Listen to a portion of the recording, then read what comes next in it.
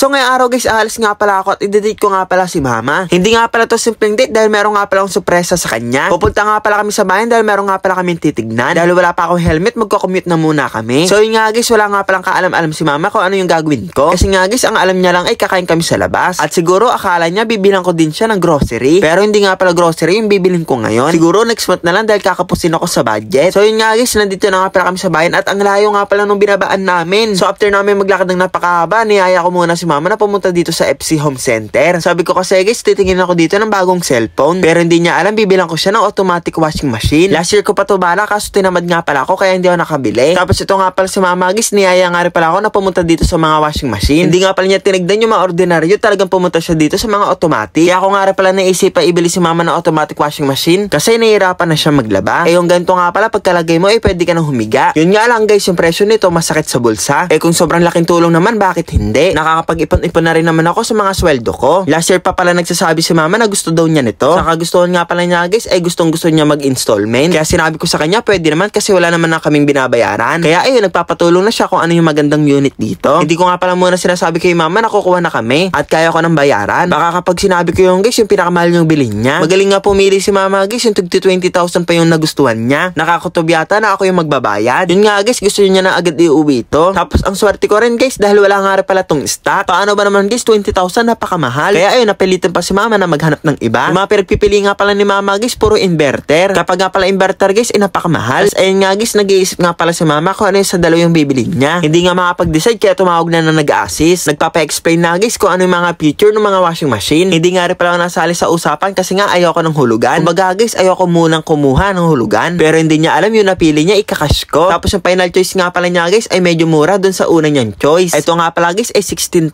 Tapos meron pang previous na 10 ticket. Kaya sana manalo ako ng house and lot. Panalo na nga rin pala to dahil 10 kilo na nga pala yung pwede dito. Tapos yun nga guys, nagbago na naman yung isip ni mama. Kaya ayun, for the punta na naman ako sa kanya. Pero yung napili nga pala niya guys ay mas pumabor pa sa akin dahil mas mura to. So yun nga guys, habang kumakausap nga pala si mama ng home credit, isasagawa ko na nga pala yung plano ko. Ipapakuha ko na nga pala yung unit at babayaran ko ng cash. Binili ko na to guys para hindi ako masaktan kapag nagsasabi ako ng anong ulam. Masaya na naman ang isang nanay. Last year nga pala guys, bumili nga pala ng rep para sa kanya. At last year, bumili naman ako ng aircon para sa aso at sa kanya. Kaya ngayon guys, hindi na nga pala siya mahihirapan maglaba. Pero wala naman siya nilalaban na damit ko kasi nga 3 araw ako bago maligo. At ito na nga pala guys, sure na nga pala to dahil i-demo na nga pala sa kanya kung paano to gamitin. Guys, first time nga lang pala namin gumamit ng ganito. Pengi naman ng tips para hindi ito masira. Ano yung mga hindi dapat gawin? Dapat ba kami bumili ng kiloan para alam namin kung ilang kilo yung damit na ilalagay namin dito? Tapos yung mga sabon nga daw dito guys ay iba. Yung alam ko lang naman sabon dito ay Tide tsaka Downy. Kaya ito guys, bagong bago ayoko kagad masira. Tapos ayun nga guys, pinakita nga pala sa amin na gumagana. Dryer nga lang pala itong pinakita sa amin kasi nga wala naman tubig. Tapos sabi nga pala ni mama skincare, pagka-uwi maglalaba daw siya. At ito na nga pala yung part na pinakamasakit. Ilang araw pinag-ipunan, ibabayad lang. Masarap sa pakiramdam na meron kaming bagong gagamitin. Kaso masakit sa pakiramdam na ako yung magbabayad. Pero worth it nga pala to dahil napasayo ko nga pala yung mama ko. Pero hindi nga pala niya alam guys, itong binigay ko ay pang Valentine, Mother's Day, birthday, Christmas Day, at pang New Year. Next year ko na ulit siya bibigyan ng bago. So yun nga guys, bago nga pala kami umuwi, bibili muna kami sa DIY ng mga gagamitin namin sa bago naming washing machine. Tulad ng bagong gripo, ng hose, at kung ano-ano pang anek-anek. So yun nga guys, hindi nga pala namin alam kung ano yung mga bibilhin namin dito. Kaya buti lang guys, sinamahan kami na nag-assist kanina. At syempre guys, tinupad ko pa rin yung pangako kay mama na ikakain ko siya sa labas. Hindi ko nga lang pala ito na vlog kasi gutom na